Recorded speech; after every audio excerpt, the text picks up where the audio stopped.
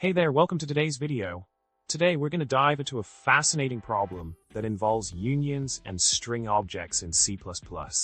So, let's dig into the details of this intriguing problem. Now, let's talk about the solution to the problem we just discussed. Remember, when accessing a string member that is part of a union, you don't actually need to use stdlaunder.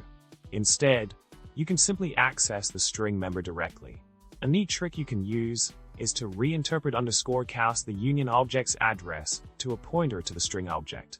This way, you can access the string without any extra fuss. Pretty cool, right?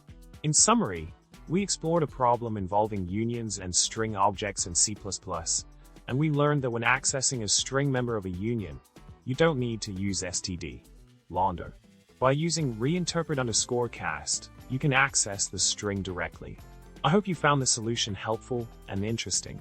If you enjoyed this video, don't forget to subscribe, like, and leave a comment below. And remember, coding can be fun and full of surprises. See you in the next video.